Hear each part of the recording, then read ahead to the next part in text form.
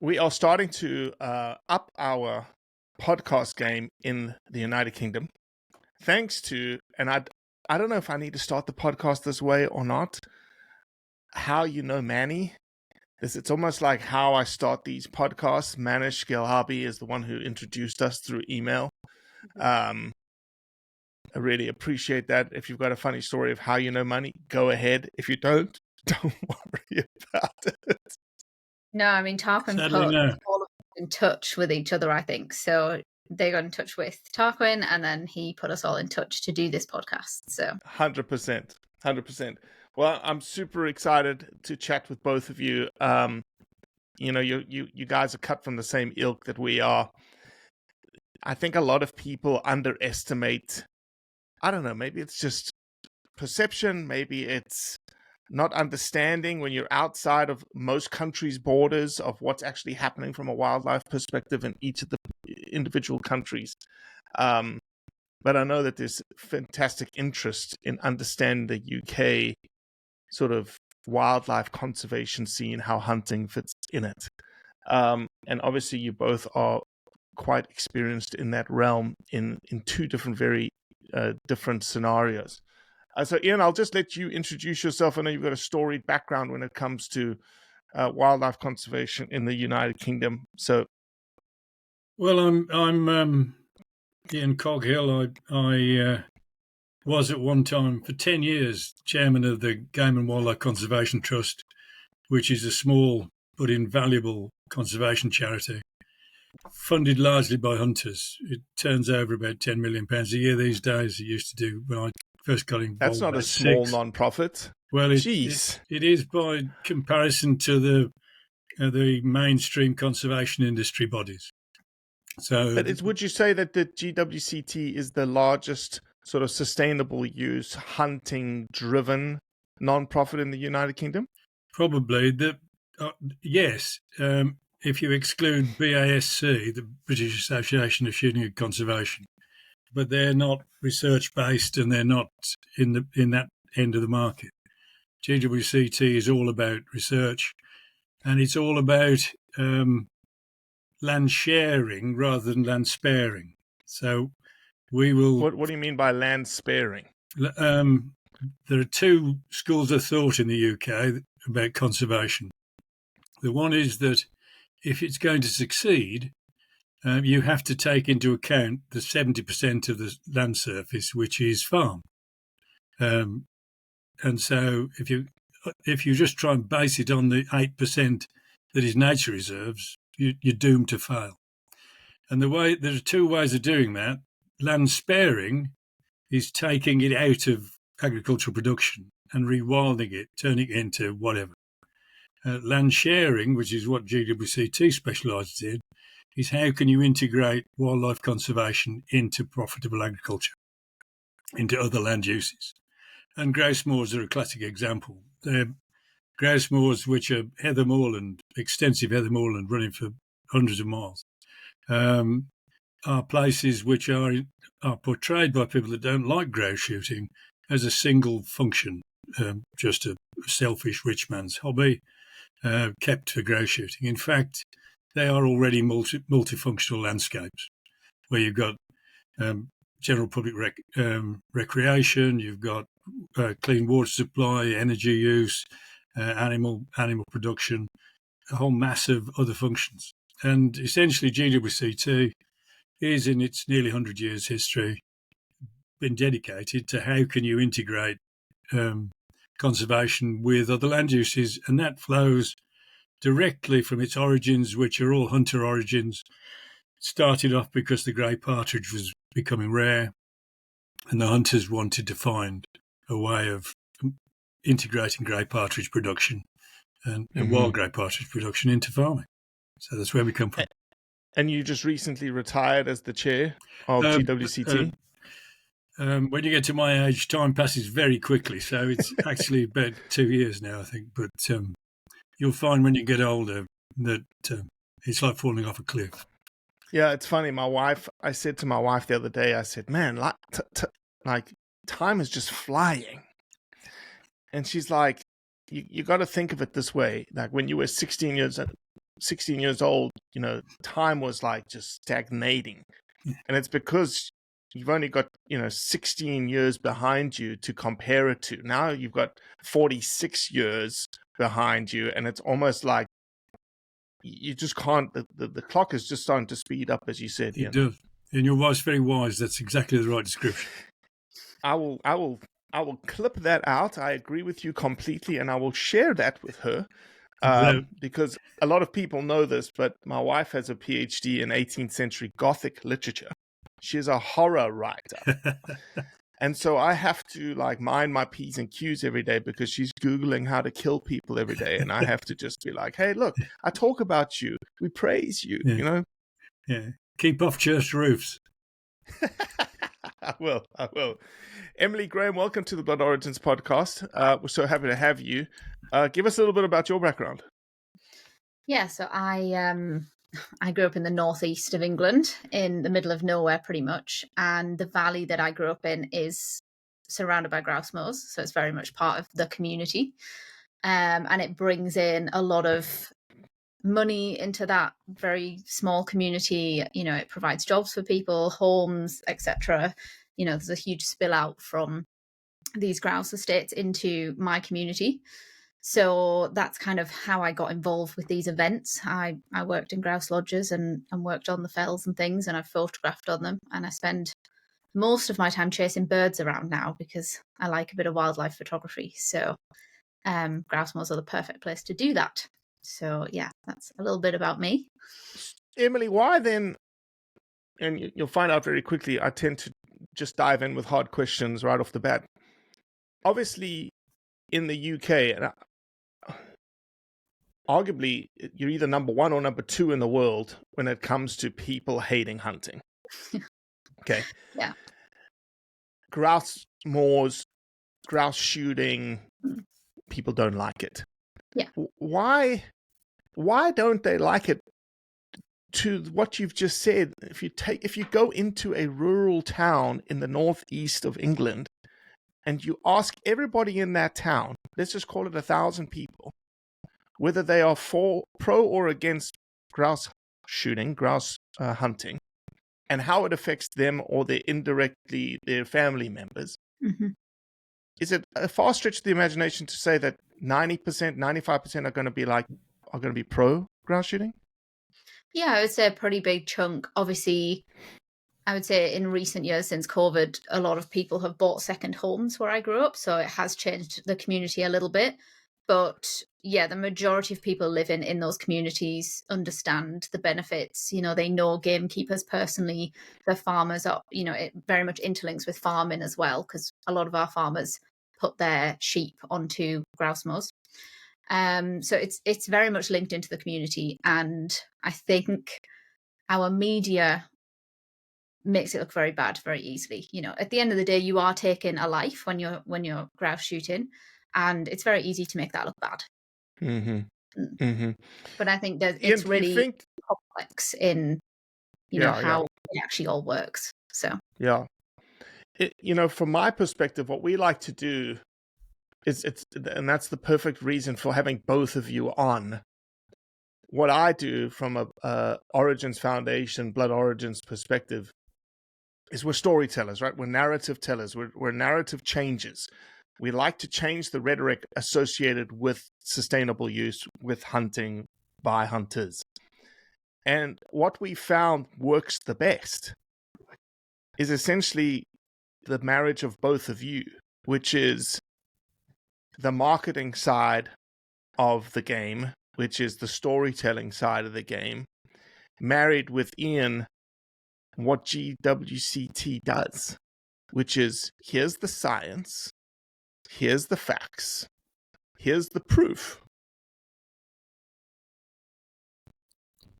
I think that's right. I think that there's several particular British things. The first thing is that Britain is a very crowded place. It was the birthplace of the Industrial Revolution. A lot of people in the cities in Birmingham, like Birmingham where I was brought up, I was an urban child, have no connection with the countryside at all. That generationally, they're long distance removed. There are people who are 9 generations away from farming. In France, it's 3 generations. And if your granddad shot or hunted, then you have a different view of the world than if nobody you know's ever hunted. So, because it's easier to be offensive about people you don't know. If somebody starts going on about, how terrible hunters are, but your granddad hunted, you immediately have a different reaction to it, and you liked him, you immediately have a different reaction to that assertion. That's the first thing. The second thing is that in reality, when you do focus groups, the biggest number of people, wherever you get them from, aren't interested. There's about the same number of people that don't like it as do like it, but the big number in the middle is they haven't got a view. They haven't got an opinion. The problem with that is that people with no opinion are very easily influenced by emotional stuff. So what Emily and I have been, and others, Tarquin and so on, have been engaged in for some time is this thing called Why Moorlands Matter, where we take people out onto the moors and show them, because the people that don't like grouse shooting are try to make everything a binary decision. Are you for it, against it? And that's not the way it works. Life's not like that. It's much more nuanced. And so once you've taken somebody out onto a grouse moor and seen the fact that you're tripping over the chicks of ground nesting birds like curlew and lapwing and redshank that you can't find anywhere else. Even in the nature reserves, the poor things can't survive because they don't do predator control. They don't control the foxes, the stoats and crows and so on. Then it's very difficult to hold a position which is antipathetic towards a way of life, which is, as Emily's sort of epitomises, involves whole communities. So that, the way grouse shooting operates in this country is that driven grouse shooting is an expensive sport, but that the expense is borne by 8 or 9 people, and they employ perhaps 100 other people who are out enjoying themselves, beating and flanking and all these other things, and getting paid for it. So what looks like an elitist activity is in fact a very socially inclusive activity. Mm-hmm. One of the things, Emily, that it's almost like an African example here, the motivation of this individual to go and hunt, right? I can't change that individual's motivation. He's spending $100,000 to hunt a lion. Okay. Same thing as the grouse moors. These guys are spending ludicrous amounts of money to go do these things, to lease these properties out. But when you take a step back and you say, well, hold on, let's forget about that guy for a second. And let's look at what Ian just alluded to, the trickle-down effect of every single dot in that landscape that is touched by a penny or a pound that came from that hunter. It would blow your mind.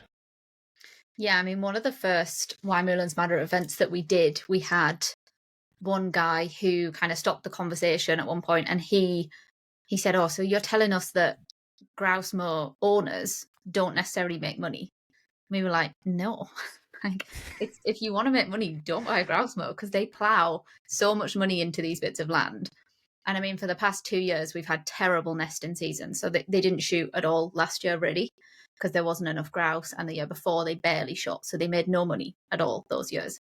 And well, that's a story to itself there. Exactly. Like, the fact that you're not even hunting. There's no species to hunt, so you don't hunt, versus like, oh, you guys are just wiping everything off the landscape.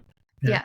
And even this year, they probably won't shoot this year, really, or they'll do 1 or 2 days. So that's 3 years of basically no income for these estates, but the owner is still so passionate about that landscape that he is just ploughing that money into it.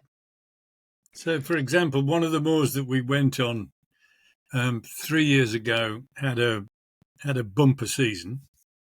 Last year, because of the weather, the chicks just didn't survive, so counts were very low. They didn't shoot at all. He still had to pay to employ the staff. He still had to do everything. Probably £200,000, £300,000. This year, he's hopeful that he'll get 2 days. So, this grouse shooting is not for profit, it's a money pit. And so the second problem then is people say, well, what's the point of it if it hasn't got any economic benefit? The point is that it has an economic benefit, but not to the person that owns it. It's like, if my example is like a football club. In England, we have the sort of middle ranking teams are in the championship. There is no rational reason to own a championship club. You will never make any money. It is simply a money pit. But people love the game and love to own their club, and so they pour money into it, and nobody minds. And it's exactly the same with a grouse moor, except to go to watch the football you have to pay. To go on the grouse moor is free. So it's just very strange that people resent it so much. But well, actually, they pay us to go on the grouse moor to work, so it's even better.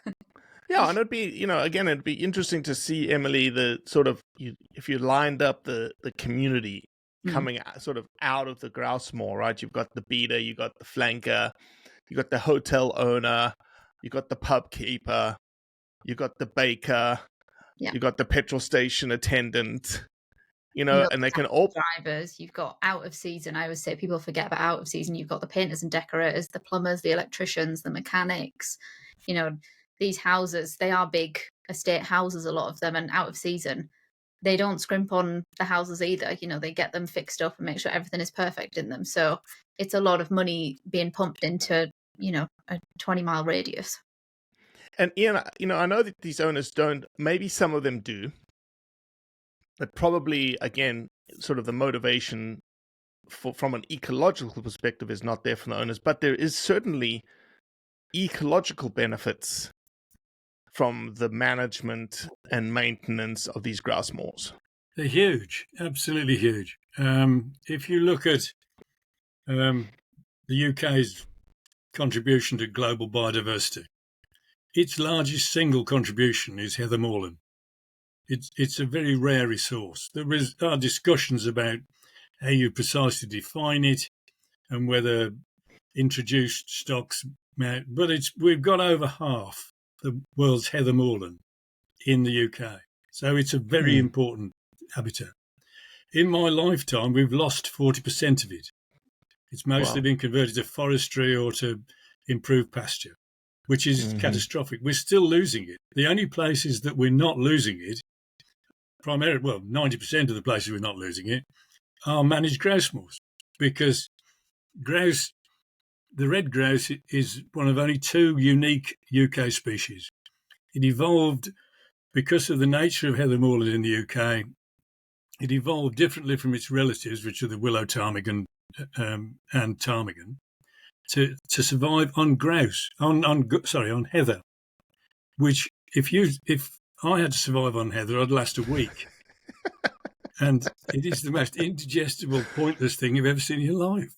And that's the fact that this wonderful game bird existed in this wonderful habitat incentivised landowners to keep the wonderful habitat.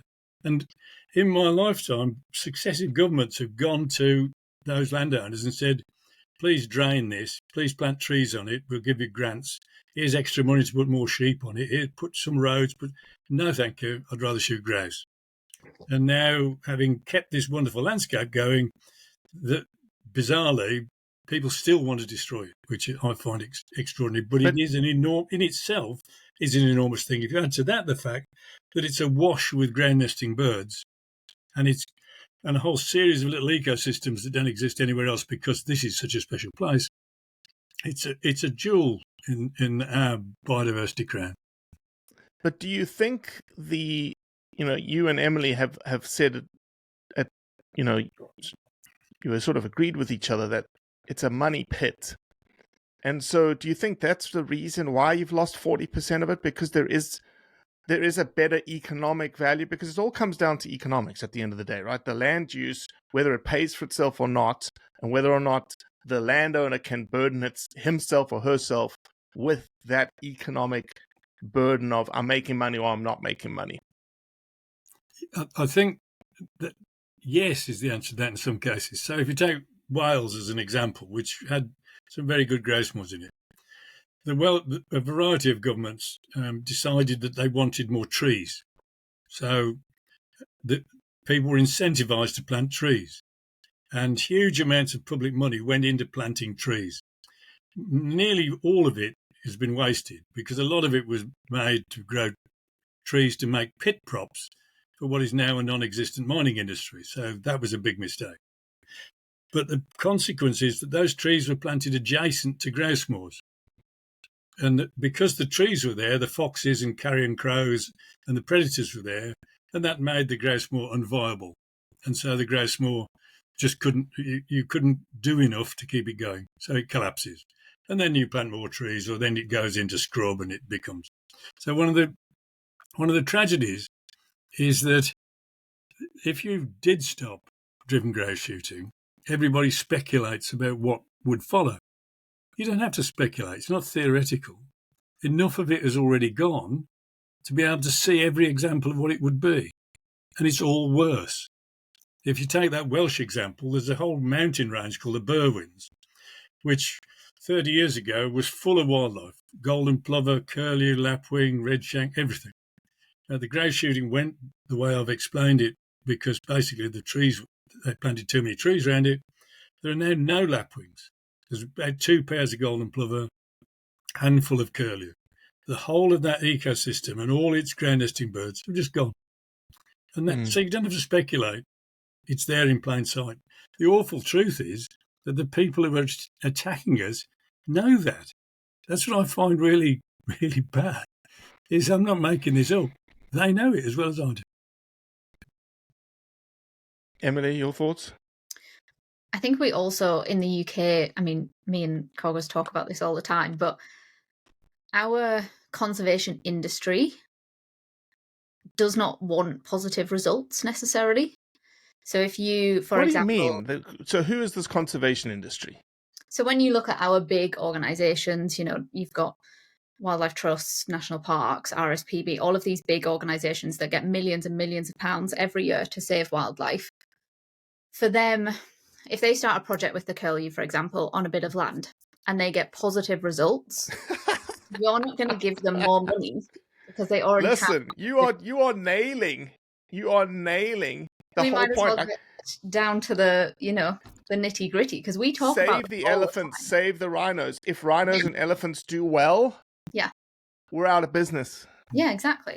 And it's exactly the same in the UK. So a grouse moor which is successfully fledging, not just nesting, because this is the other thing, they do nest counts and egg counts, but they don't do fledge counts. So grouse moors are successfully fledging, say 2 or 3 chicks per pair. And there's data which is currently being collected by some people we know to prove this, and they have over 10 years of data. That doesn't look good to the conservation industry, because their estates, which they own grouse moors, or what used to be grouse moors, aren't fledging anything. But they can get more money for that. So it's a bit of a, we discuss it all the time, and I don't know how we fix that problem, but you can't keep asking for money if you're being successful. It is. One of the frustrations is the way that public money flows. So if you take just ballpark figures, the Royal Society of Protection of Birds has an annual income of about £160 million. An annual income of 160 million. Last year it was 166, so I'm giving you an average. They're sitting on financial reserves of $250 million. Last year, the government gave them over 10 million. Now, that's more than the entire budget of GWCT. Now, they gave them that for a variety of grants and projects. And that's not their sole source of income. You've got this Heritage Lottery Fund, which is a government lottery. They get a lot of that money as well. My concern, and I know Emily shares it, is simply that the conservation industry is not subject to any of the normal checks and balances. Value for money is just not talked about. And so not long ago, RSPB got a grant to do curlew recovery work. And it was an EU grant plus some in UK money for about £4 million to do it on not on your land or my land, but on their own land. So land they should have been spending their own money on. And the outcome target for that was to have no less curlews nesting on there than there were when they started. Now, I don't know whether you think that's a stretch target, but I think that's frankly pathetic. And the idea that that's worth it should be 50% increase or 25% increase or 75% increase. 1% increase would have been good. 0% increase is appalling. And they just had. The list is very long. So, I find it very frustrating that in a world which is resource constrained, inevitably, that you're giving it to people without any interest in the outcomes.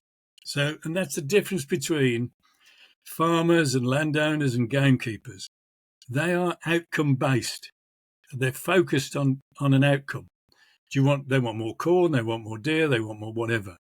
So that if you give them the money and tell them what you want, you will almost certainly get it. Conservation industry is focused on process. Give us the money and we will do this and something might happen. Give us the money, we'll do that and something might happen. There's no outcome, never an outcome. And it drives me mad, to be quite honest. It's funny you say that. It's like, I've looked at other organizational budgets, and there's some big ones in America, 85 million a year kind of budget. And I'm like, jeez, if I had 10% of that money, I know you could have. We would change the world. That's right. It's shocking. And the other thing is the way it disappears on the way down. So you get a budget. I mean, they've had 212 RSPB have had £212,000 to produce an online handbook for a little valley in Wales about what to do when it floods with climate change. And in fact, the thing itself is going to cost about £10,000. The rest of it is consultation, translation, room hire, administrative charges, contingency fees. And you wonder, doesn't anybody read this stuff? It's terrible. Well, there we are. Mm-hmm. Emily's heard all this before, I'm afraid, so she... Well, let me ask this question and I think it came out of GWCT, and if it didn't, I'm sure it's a very close sister organization. About 2 weeks ago or 3 weeks ago, there was this very cool study that came out about moorlands, and it was exactly what was needed from a science perspective. And here's what it was. It was a 10-year study. It was a treatment, early treatment, post-treatment, and the early treatment was a predator-controlled, experiment. We're getting rid of the foxes, we're getting rid of the crows, we're getting rid of the stoats and whatnot, and a data collection effort on your ground nesting birds, your curlews, your I'm going to mess it up because I'm not an English bird biologist. Golden plover, snipes. Yeah, golden plover, snipes, exactly. And then they said, which was incredibly risky, but incredibly valuable from a science perspective, we're stopping. We're stopping predator removal, and let's see what happens. Foxes increased by 178%, crows increased by 78%, grey partridge locally extinct. I think the red partridge locally extinct. Everything went down, 45%, 75% decline, 80% decline, 90% decline. I was just like, jeez. Yeah. Do you want to have a go? I'll let you take this one. I mean, yeah, we obviously all saw that. It was when we were doing our events that came out. So it's great for us to use because it's fantastic data. And like you say, it's scientific data. So it is, it's proven. But it's like we say to people who attend these events, it's not rocket science. These birds nest on the ground. They are fully on the ground. They can be stepped on, trampled, disturbed, driven over. They are very vulnerable. And some of these birds, like the grey partridge, for example, are so loyal to their nests that if a dog runs up to it, that bird will not move. It will let a dog eat it before it moves. And that's for 8 to 10 weeks of the year. So if you can even predator control for that amount of time to give these birds a chance to get their chicks up and fledge, that would make a difference. And obviously on grouse moors, they have predator control the full year round. So it's obvious that they're going to do better there. But yeah, it's not rocket science. I know it's not rocket science, but we do need the proof. And that experiment was just like the proof. I said about that bit of evidence that came out, how much proof do you need? Because there's a lot of proof out there. There's a lot of scientific papers. There's that study. There's other studies. There's the Langham Project, which people should read up on. There's a lot of studies to say that this works, and people just don't listen because they don't like predator. Yeah, but are we not translating all of that proof into more digestible content for what Ian said earlier, to reach that middle ground that have no opinion and change their perspective?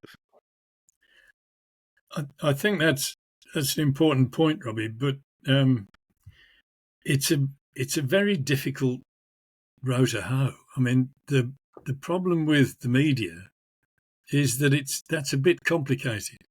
We've just had a thing in this country. We haven't had elk in European elk in this country for 4,000 years. They probably died out naturally because the climate was too warm for them.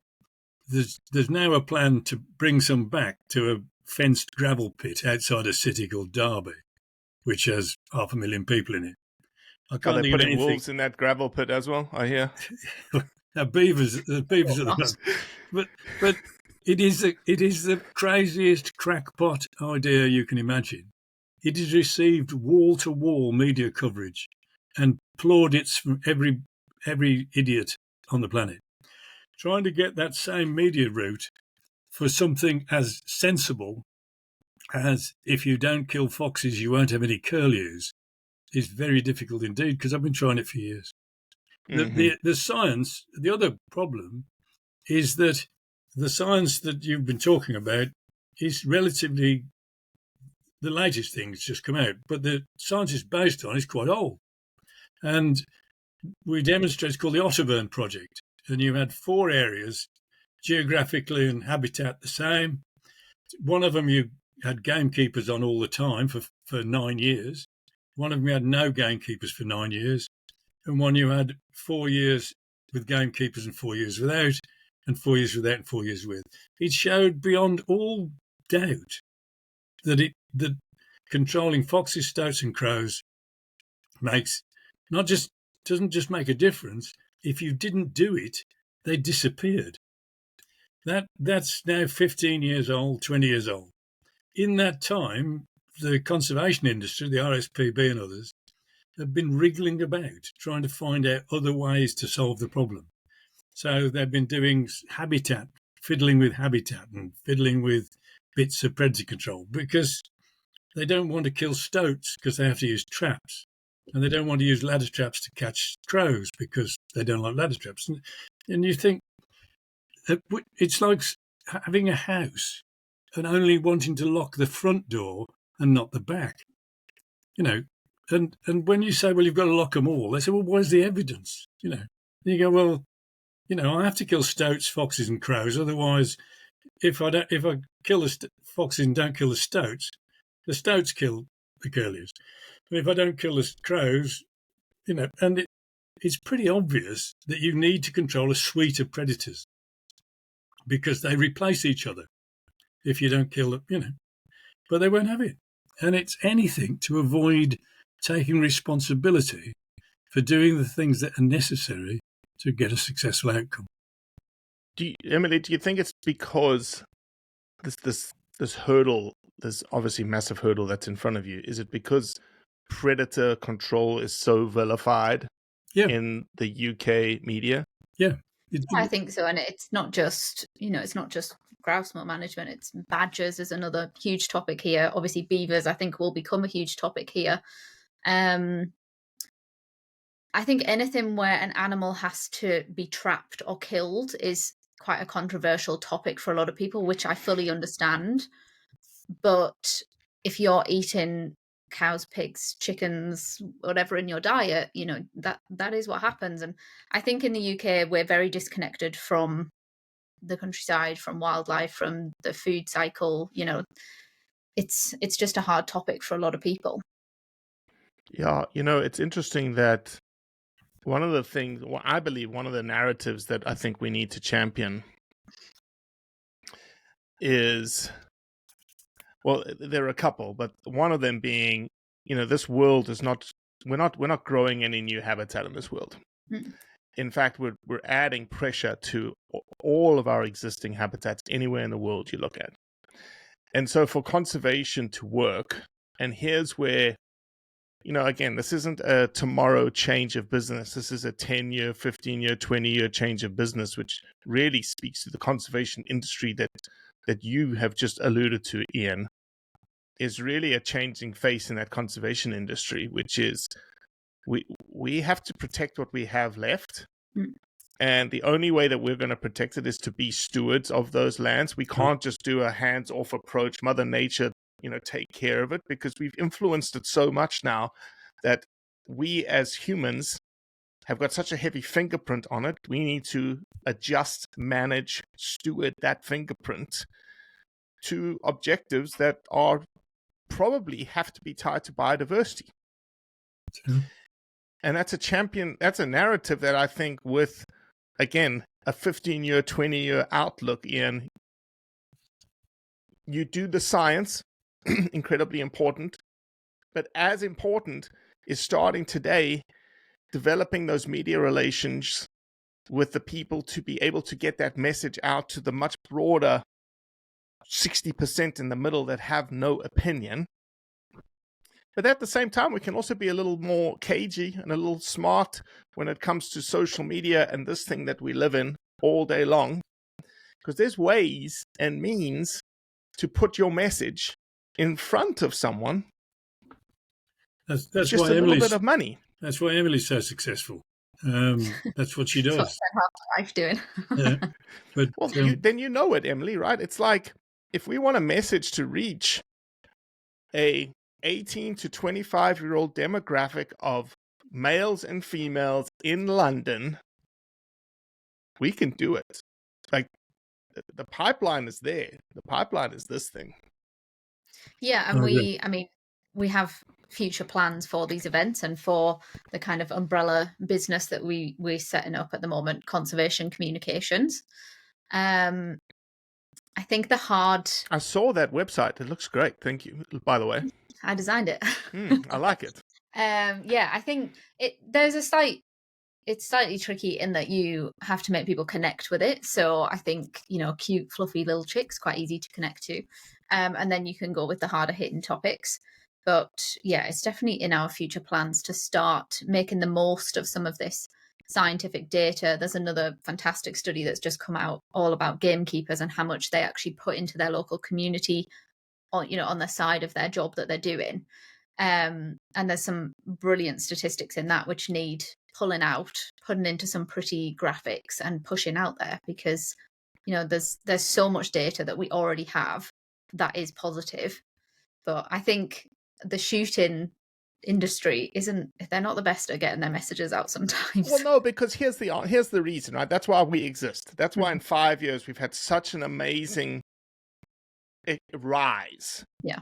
Is that we should be the best storytellers in the world, but we're not, because in the past, what we wanted to do is shoot, take pictures of our birds, and then send those pictures to our friends. Yeah. Well, that communication style has not changed in the age of this thing. And because of the age of this thing, everybody now can see our pictures with our birds, not just our friends. Yeah. And those that don't understand what that picture means now have a different connotation of who we are. And so, but we also, on the counter to your point, we have such tremendous impact across the board on topics that are like the hottest topics in this world. Human rights. We can go on and on and on and on about how hunting is good and benefits human rights. Are there bad apples on that? Yes, of course.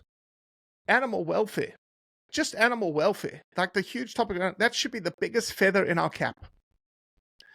In terms of every element of animal welfare, the habitat that we're protecting, the wildlife we're looking after, obviously there's, again, exceptions to the rule here, how it's utilized, how it's taken, the practice that goes into somebody deciding to go hunt. All of these elements, and just simply thinking about practicing. Why would somebody practice to hunt an animal? Food source has been a big topic this year. Our events every year have changed and the topics have become more or less important on different events. But food this year, we had an entire event just of chefs, but they're chefs for big organizations, and they're looking at sustainability, 100%. where the food comes from, how good of a life it's had, and everything else. So food is becoming a big topic as well. Oh, Gordon Ramsay hunting and using the material in his Michelin star chef, Michelin star restaurant. There's no doubt. If you compare the life of a pig with the life of a deer, I wouldn't swap. If I was a deer, I wouldn't swap. I wouldn't swap. If I compare the life of a grouse with the life of a chicken, lives for 34 days in a shed. The only day it sees the sunshine is the day it dies. By the time we start shooting grouse, there's no guarantee it won't survive that year and another year. You get 4 or 5 year old grouse, and it's living a natural life in its chosen habitat. There is no comparison on welfare grounds. And as you say, Robbie, that's the message we have to keep getting across. The other message, which I think is equally important, when you mentioned indigenous, I think the way that the upland communities in this country are treated. I was born in a town, and my working life was entirely spent in a city. And I understand the way communities expect to be treated in the city. And if any city community was treated the way the upland community is treated in England, there would be riots. They're traduced, lied about, demonised. It's appalling. Emily was just referring to a thing about gamekeepers. I think it was, on average, a relatively small group of people. I think there were 52 Moors. On average, that somebody gets assaulted every 12 days. They're subject to daily abuse. And that's not because they're bad people. It's because they've been demonised by the conservation industry as, perpetrators of all sorts of criminal activity, and therefore are sort of non-persons. And that's scandalous. It's absolutely outrageous. And then people come along with it. Emily and I take part in this Moorland Matter thing, and we take people out on the moors. And no one has come back anti-grouse shooting or anti-moorland management at all. Everybody has had their position changed. But what I find shocking, I think Emily does too, is the lack of knowledge we find in people who have power to influence events. What happens in the uplands? It's catastrophically low. Yeah. How many times have you heard Emily, "Oh, I had no idea. Oh, I didn't understand." I think the biggest eye-opener for me, we start the events with a round table and we go around everyone and they discuss what they think the connection between farming, conservation and shooting are, or what their knowledge of it is. And on the last group, I think we had about 15 people. Community wasn't mentioned once around the entire table. And my talk is very much about community because I grew up in it. And they all forget the community aspect. We've had quite a few people say to us, "I just didn't think about the people." And it's like, they are rural communities, they're small communities, and farming, shooting, it's a big part of that community. Yep, you nailed it. Yeah. You nailed it. Well, if there's anything that we can do to help in terms of graphics, I believe I've got one of the best graphic designers in the world working for me. And in terms of the infographics that we create, we're actually going to build an infographic around that study that we just talked about, the pre and post If you need But if any there's help anything- if you need any help on data, I can get you into GWCT straight away. Cogger's brain is like the data place. He can anything remember that you can think of, and can I call you Coggers? Because Yeah, that's by all just means. brilliant. The way that Emily calls it, I was like, man, I want to call this guy Coggers. Not a problem. This is what we were built for. Blood Origins was built without an ego behind it to champion the narrative all around the world for anybody that's in the space. And you guys are in the space. So we've built a bullhorn for you.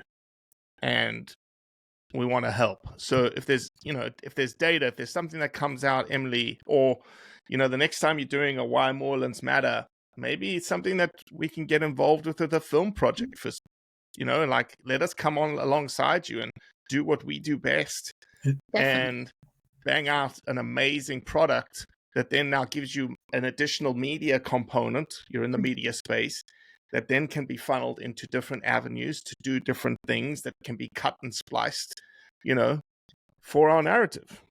Definitely, yeah. I mean, that would be amazing. And we're always looking for people to attend our events, come and attend one and be part of it. Oh, heck yes. I need to learn about Moorlands, for sure.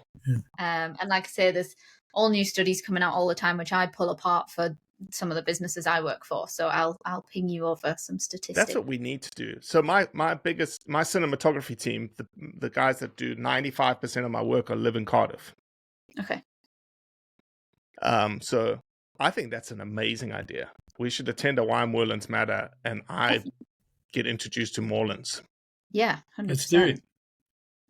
Yeah, 100%. Put you on the list for next year. Love it. Let's do it. April and May next year. April and May next year? That's when the birds are there. Okay, That's perfect. the peak of the nesting season. Okay. Best time to see it. We will schedule it. I got to be in France in April-ish, in 26 anyway, to release a documentary on the documentary is called Sauvons Bambi, which is Saving Bambi, and it's a change of narrative around how Bambi was the first piece of content that vilified hunting and hunters. And there's efforts going, and probably happens in the UK too. I just don't know about who's doing it, but it's definitely happening in France, in Austria, Switzerland. Did I say Austria? Austria, Germany, Belgium, in which hunting organizations are going out from mid-May to mid-June when the first hay cutting is happening in their fields, and they thermal drone the fields. When a farmer says, I'm going to cut this field tomorrow, they're out there first thing in the morning. They catch the baby roe deer, which is Bambi. The original Bambi is a baby roe deer, and they put it off to the side. The farmer cuts the fields, and they put the baby back, and they are saving thousands. I mean, we have a huge deer problem in the UK. So I'm just saying, you talk about, and look, roe deer populations are burgeoning as well. It's not like it's an extinction kind of scenario, but rather it's more of this is a heart thing. You don't see an HSUS, you don't see Humane Society out there, you don't see PETA out there, you don't see any of these anti-animal, animal rights movements out there helping farmers, saving these baby Bambi from being brutally mutilated by chopping blades. Ironically, the only species that the conservation industry kill ruthlessly are deer. So the rewilders in Scotland and the RSPB in Scotland have a zero deer tolerance policy. They're shot on sight. They have night shooting licenses and out-of-season shooting licenses. So the world is very upside down in this country, I'm afraid. They won't shoot a stoat and they won't shoot a fox, but they'll kill every deer on sight. Well, Emily, Coghill, thank you so much for your time. I really, really appreciate it. See, Coghill, I did give you an hour that you can speak. You don't have to write for this hour. Pardon? Yeah. Well, my fingers are starting to itch again. Well, again, if we can do anything for you, please, you've got my information. Please reach out. And I'd love to figure out, is anybody else in GWCT that we can talk to? Of course, have a very similar conversation. Yeah. So we hosted most of GWCT this year, I think, at the event. So we can definitely put you in touch with someone. Yeah, we'll get you somebody. Yeah, amazing. definitely. Thanks, guys. Well, thank you. Thanks, Robbie. Thank you.